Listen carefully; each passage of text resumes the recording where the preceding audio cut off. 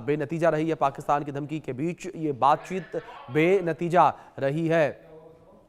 तो ये पूरी जानकारी जो इस बीच सामने आ रही है, पाकिस्तान अफगानिस्तान के बीच दूसरे दौर की वार्ता, उसको लेकर ये अपडेट है। पाकिस्तान की धमकी के बीच ये पूरी बातचीत बेनतीजा रही है और तुर्की के इस्तांबुल में 9 घंटे तक ये पूरी बातचीत चली है। पाकिस्तान अफगानिस्तान ने संयुक्त बयान जारी नहीं किया इस बातचीत के बाद। इसको लेकर भी कई सारे सवाल उठते नजर आए। टीटीपी कैंप के खात्मे की मांग पाकिस्तान कर रहा है, प्रस्ताव पर विचार करेगा अफगानिस्तान।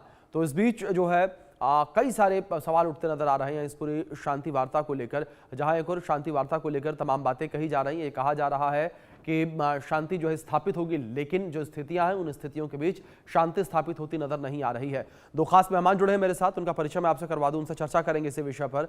हमारे साथ retired group captain U K Devnath जो जुड़े हैं डिफेंस एक्सपर्ट के तौर पर। हमारे साथ रिटायर्ड मेजर जनरल पीके सहगल जो जुड़े हैं डिफेंस एक्सपर्ट के तौर पर। आप दोनों मेहमानों का बहुत स्वागत है इस चर्चा में। चर्चा की शुरुआत सबसे पहले मैं पीके सहगल जी आपसे ही करूंगा। सहगल साहब, जो स्थितियां इस वक्त पाकिस्तान अफगानिस्तान के बीच बनी हुई नजर आ रही हैं, इन स्थितियों के बीच क्या आपको लगता है कि शांति बहाल हो पाएगी दोनों देशों के बीच? देखो, जहाँ तक पाकिस्तान और अफगानिस्तान का ताल्लुक है, मेरे मुताबिक शांति की कोई संभावना नहीं है। जिस माफी की भड़काऊ भाषा भाषा पाकिस्तान इस्तेमाल कर रहा है, जी तालिबान जो है किसी प्रकार से इसको एक्सेप्ट नहीं करेगा। जब 2021 में तालिबान की स्थापना हुई और अमेरिका और नेटो की फोर्सेस ह्यूमिलेटेड होकर वहाँ से भागी, तब से ही बड़े पैमाने पर पाकिस्तान और अफगानिस्तान के आपसी रिश्ते खराब है। सबसे पहला दुरंत लाइन को लेकर, दूसरा क्रॉस बॉर्डर टेररिज्म को लेके, और जी तीसरा जी जो रिफ्यूजीज हैं, शरणार्थी जिनको पाकिस्तान वापस भेजना चाहता है, वो कह रहे हैं हमारी इकोनॉमी इसको अफोर्ड ही नहीं कर सकती। इन तीनों मुद्दों को लेकर बहुत बड़े पैमाने पर इन दोनों में आपस में दरार रही है। लेकिन असली दरार हुई है जब 9 अक्टूबर को मुताकी जो है अफगानिस्तान के फॉरेन मिनिस्टर हैं, वो हिंदुस्तान में आए। पाकिस्तान ज़बरदस्त बुखला गया। 1 वीक विजिट पे आए थे और उस समय पाकिस्तान ने अफगानिस्तान के अंदर पहली बारी उनके काबुल के अंदर, उनकी राजधानी के अंदर 2 जगह पे हमले किए और ईस्टर्न अफगानिस्तान में भी हमला किया। इसके जवाब में तालिबान ने भी कार्रवाई की और बड़े पैमाने पर दोनों देशों के काफ़ी ज़्यादा लोग हताहत हुए। ज़्यादा जो है हताहत हुए वो पाकिस्तानी सोल्जर्स थे और अफगानिस्तान की तरफ से बच्चे और औरतें और सिविलियंस। इसके बाद अफगानिस्तान को बार बार पाकिस्तान चेतावनी दे रहा है, लेकिन अफगानिस्तान ने साफ तौर पे हसन मुनीर को कहा है, अगर आप मर्द हो तो मेरे सामने आके लड़ाई करो। आपको ये नहीं भूलना चाहिए कि अफगानिस्तान के जो तालिबान हैं, उन्होंने 2 सुपर पावर्स को पिछले 40 साल में हराया है। पहले उन्होंने सोवियत यूनियन को 9 साल की लड़ाई के बाद में हराया, फिर उन्होंने अमेरिका और नेटो को 16 साल की लड़ाई के बाद हराया। अफगानिस्तान के पास में हवाई ताकत नहीं है, उस माफी की सर्विलेंस कैपेबिलिटी नहीं है, उस माफी की रिकॉनेसेंस कैपेबिलिटी नहीं है, उस प्रकार की टेक्नोलॉजी नहीं है। लेकिन उसके जो लड़ाके हैं कम्प्लीटली बैटल टेस्टेड है और हार्डी है। वो हर फोल्ड को, ज़मीन के हर फोल्ड को जानते हैं, पहचानते हैं और उसका बहुत अच्छी तरीके से इस्तेमाल करते हैं। आमने सामने की लड़ाई में अगर आप इतिहास को देखो तो अफगानिस्तान 322 BC जब अलेक्जेंडर आया था, उसके बाद अफगानिस्तान कभी भी किसी फॉरेन पावर से नहीं आ रहा। पाकिस्तान जी में जब अफगानिस्तान में जब तालिबान सरकार बसी, तो पाकिस्तान में खुशी की लहर हुई थी। पाकिस्तान समझता था कि तालिबान को एक किस्म से क्लाइंट के तौर पर इस्तेमाल करेगा, उनको डिफेंस में डेप्थ मिलेगी और अफगानिस्तान ये तालिबान जो है उनके इशारे के ऊपर कार्रवाई करेगा और उन्हीं के माध्यम से हिंदुस्तान को पाकिस्तान की मदद करेगा इस बार कश्मीर को टेक ओवर करने के लिए। लेकिन ऐसा कुछ नहीं हुआ और साफ तौर पे नजर आया कि पाकिस्तान, जहाँ तक तालिबान का ताल्लुक है, तालिबान साफ तौर पे जानता है कि हिंदुस्तान के साथ उसके साथ बड़े रिश्ते नाते, दोस्ताना रिश्ते नाते हैं, हिस्टोरिक रिश्ते नाते हैं और हर प्रकार की जब आपदा आती है अफगानिस्तान में, जी हिंदुस्तान हमेशा ही फर्स्ट रिस्पॉन्डर के तौर पे खड़ा हुआ है। बिल्कुल अगर आपको बिल्कुल। याद होगा जब कोविड हुआ तो हिंदुस्तान केवल दुनिया का एक ही देश था जिसने मुफ्त में बड़े पैमाने पर तालिबान को, अफगानिस्तान को कोविड वैक्सीन दी। जी उसके बाद जब रशिया यूक्रेन की लड़ाई हुई तो वहाँ ज़बरदस्त भुखमरी फैल गई, क्योंकि सबसे बड़ा जो ग्रेन एक्सपोर्टर था वो यूक्रेन था और यूक्रेन की सप्लाई चेन जब डिस्टर्ब हो गई तो भुखमरी वहाँ फैल गई। हिंदुस्तान ने 50,000 टन ऑफ वीट जो है उसको गिफ्ट की। फिर जब वहाँ क्वेक अर्थक्वेक आया तो Hindustan was once again the first responder और किसी प्रकार की कोई शर्त नहीं।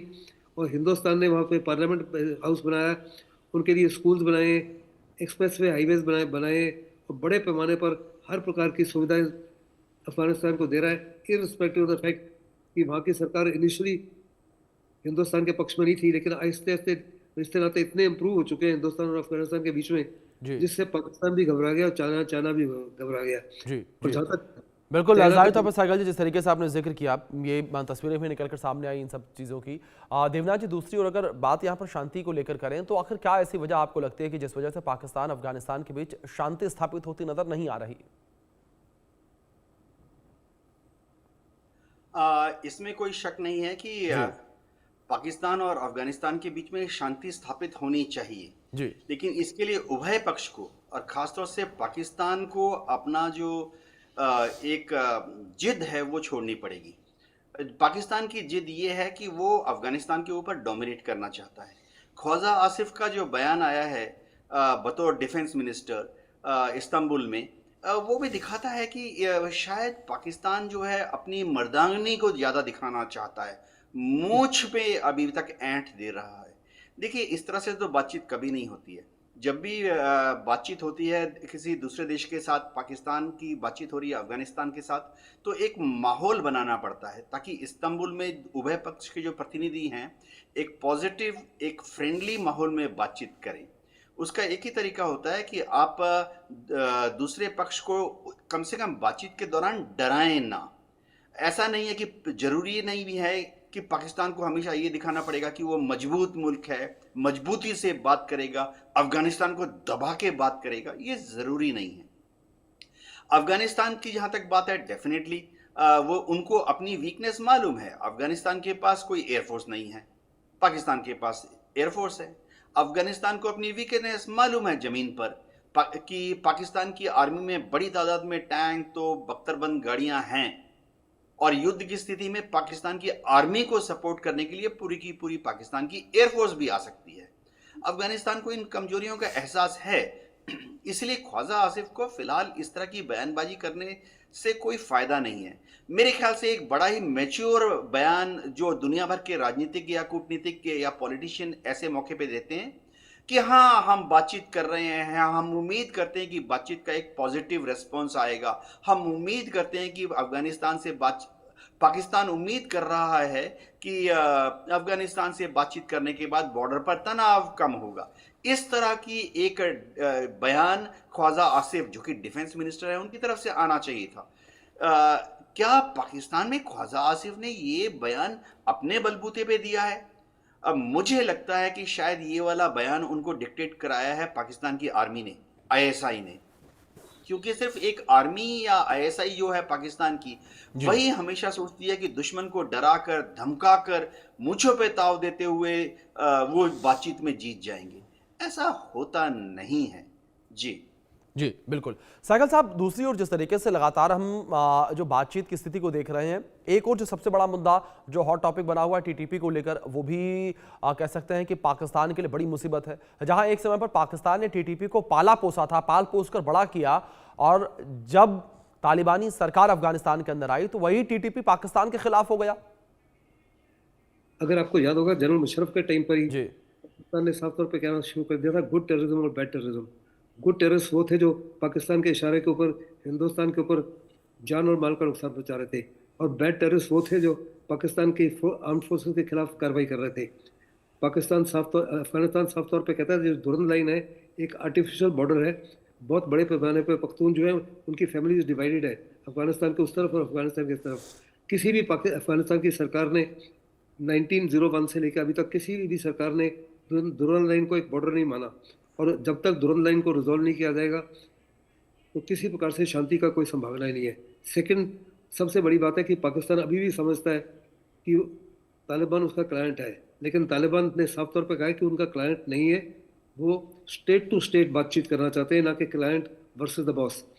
और पाकिस्तान उसके लिए तैयार नहीं है, उसके लिए उसको एक्सेप्टेबल नहीं है कि तालिबान जो है एक इंडिपेंडेंट स्टेट के लीडर है और वो अफगानिस्तान एक इंडिपेंडेंट सॉवरेन कंट्री है।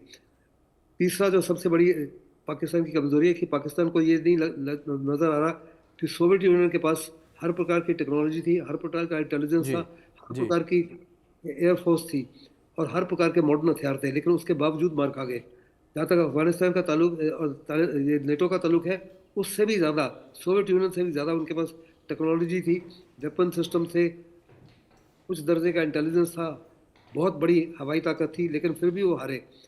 और पाकिस्तान समझता है कि हिंदुस्तान ने जैसे कहा जीरो टॉलरेंस पॉलिसी, पाकिस्तान भी जी उसी माफी की जीरो टॉलरेंस पॉलिसी इस्तेमाल करना चाहता है अफगानिस्तान के खिलाफ। लेकिन उसके बाद उस माफी की काबिलियत नहीं है जो हिंदुस्तान के पास है। हिंदुस्तान ने 3 बारी सर्जिकल स्ट्राइक की पाकिस्तान के ऊपर, एक बारी उरी के बाद में, दूसरी बारी पुलवामा के बाद में, और तीसरी बारी पहलगाम के बाद में। जिस माफी को हमने कार्रवाई की, पाकिस्तान के उस माफी की ताकत है ही नहीं, जी लेकिन वास्तव में उसको धमकाना चाहता है और कह रहे हैं कि हम आपके खिलाफ एक खुला युद्ध करेंगे। ये नहीं पाकिस्तान जानते कि पाकिस्तान हर तरफ से फंसा हुआ है।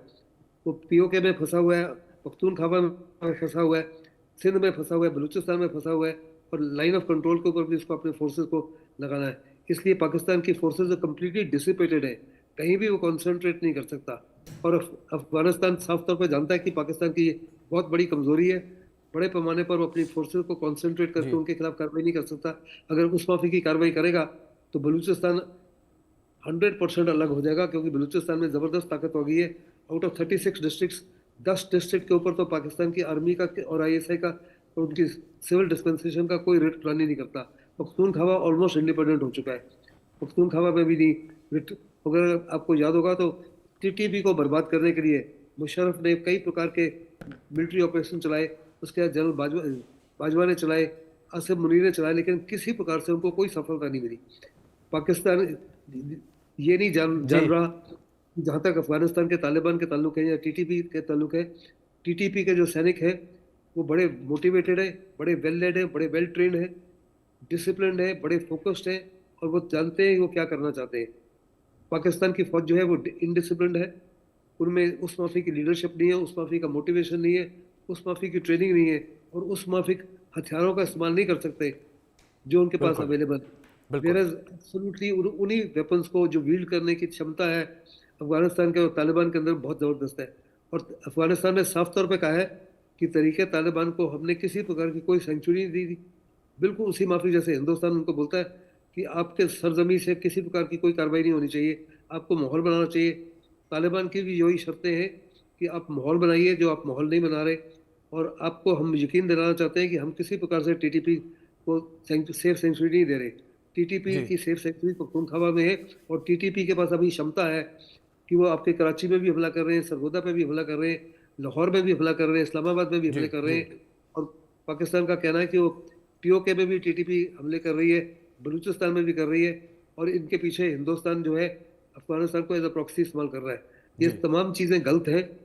बिल्कुल पाकिस्तान को अपनी लिमिटेशन को समझना होगा, और लिमिटेशन नहीं समझेगा तो वास्तव में पाकिस्तान जो है पिट जाएगा अफगानिस्तान से और जी तालिबान से। इसमें किसी प्रकार का कोई शक नहीं बिल्कुल होना चाहिए। साइगल साहब यही कह सकते हैं कि पाकिस्तान के पास कुछ कहने के लिए, अपनी नाकामी छुपाने के लिए कुछ है नहीं। इसी वजह से वो इस तरीके के अनर्गल बयान जो है वो दे रहा है भारत को लेकर। दूसरी ओर यूके देवनाथ जी, एक तरफ ये भी कहा जा रहा है, ये भी थ्योरी निकलकर सामने आ रही है कि पाकिस्तान जो है वो अफगानिस्तान के ऊपर हमले करने के लिए इस वजह से भी बेताब है क्योंकि जो अफगानिस्तान और भारत के रिश्ते इस वक्त मजबूत हो रहे हैं वो पाकिस्तान को पसंद नहीं आ रहे हैं। अभिषेक जी, जब से अफगानिस्तान के विदेश मंत्री भारत में आए हैं और जब से दोनों देशों ने एक दूसरे में अपनी अपनी एम्बेसीज खोलने का जी प्रावधान आगे कर दिया है, तब से पाकिस्तान को लग रहा है कि जिस अफगानिस्तान को वह अपना छुट भैया बनाने की कोशिश कर रहा था वो तो हाथ से फिसल गया। और अफगानिस्तान जो है भारत के साथ मिलकर अगर दोस्ती करेगा तो फिर पाकिस्तान को लग रहा है कि पाकिस्तान को दो फ्रंट में टेंशन हो जाएगा, पूरब में हिंदुस्तान के साथ और पश्चिम में अफगानिस्तान के साथ। पाकिस्तान के हुक्मरान को समझना पड़ेगा कि ऐसा नहीं है। हिंदुस्तान की और अफगानिस्तान की दोस्ती जो है वो नॉर्मल बुनियाद पर है। हमारा कोई इच्छा नहीं है कि हम अफगानिस्तान का इस्तेमाल करके पाकिस्तान के खिलाफ पश्चिम की दिशा से एक थ्रेट को जनरेट करें। हम अफगानिस्तान में डेवलपमेंट चाहते हैं, इंफ्रास्ट्रक्चर प्रोजेक्ट्स वहाँ चल रहे हैं, हाईवे बन रहे हैं, रोड बन रहे हैं, बिजली के बनाने के संयंत्र लग रहे हैं। हिंदुस्तान उसमें इन्वेस्टमेंट कर रहा है, हमारे इंजीनियर्स टेक्नीशियंस वहाँ पे काम कर रही हैं, हमारे जो जी पीएसयू पीएसई हैं और प्राइवेट एंटरप्रेन्योर्स हैं वो जाके काम कर रहे हैं। इतना ही हमारा मकसद है। तो पाकिस्तान को भारत से इस वजह से डरने की कोई वजह नहीं है कि भारत की नज़दीकियां अफगानिस्तान के साथ ज़्यादा हो रही हैं। पाकिस्तान को करना क्या चाहिए? पाकिस्तान को सबसे पहले अफगानिस्तान को यानी तालिबान सरकार को बराबरी का दर्जा देना चाहिए, जैसे कि भारत ने किया है। नेक्स्ट क्या करना चाहिए कि एक कॉन्फिडेंस बिल्डिंग मेजर्स के तहत उभय पक्ष के जो लीडर्स हैं, खासतौर से मिलिट्री लीडर्स लोअर लेवल पर, वो बातचीत करें। मैं भारत और पाकिस्तान की बॉर्डर की बात कर रहा हूं, मैं भारत और चीन के बॉर्डर की बात कर रहा हूं। एलओसी पर एलएसी पे दोनों जगह पे हमने जो लोअर लेवल कमांडर्स हैं, battalion commander, brigade commander, div commander, core commander, उनको ये ताकत दी हुई है कि वो अपने लेवल पे ही अपने काउंटर पार्ट से हॉटलाइन पे बात करके लोकल मामले को वहीं पे सुलझा लें। जी। हमारे lower formation, battalion commander, brigade commanders, चाहे वो आर्मी के हो या बीएसएफ के हों, जी। अक्सर फ्लैग मीटिंग करते हैं और लोकल जी। झड़प को वहीं पर आपस में बातचीत करके सुलझा लेते हैं। इसी तरह का एक मैकेनिज्म पाकिस्तान को अफगानिस्तान के साथ डेवलप करना पड़ेगा जी। कि अगर बॉर्डर पे कोई छोटी मोटी टेंशन होती है तो लोकल कमांडर्स बात करके फायरिंग को तो रोकें, फायरिंग ना खोला जाए। ये आदेश पाकिस्तान की सरकार से पाकिस्तान के आर्मी और रेंजर्स के लोअर लेवल कमांडर्स को जाना चाहिए कि आप बिना वजह फायर नहीं खोलेंगे। क्योंकि देखिए, पाकिस्तान की आर्मी तो कंट्रोल्ड रहती है, ऑर्गेनाइज्ड आर्मी है, तो वो मान भी लेंगे। अगर ऊपर से हुक्म आता है कि फायर ना खोला जाए, वो मान लेंगे। अब जी। ये इस तरह से फायर कंट्रोल करना तालिबान के लिए संभव नहीं है। गुरिल्ला ऑर्गेनाइजेशन है, गांव के 14 साल, 16 साल, 18 साल के बच्चे जो हैं वो लड़ रहे हैं। तो तालिबान के लिए अपने लोअर जो कैडर है उस पर इस तरह का कंट्रोल रखना कि भाई फायर नहीं खोलोगे, जी। मुश्किल है। ये चीज पाकिस्तान की आर्मी को समझ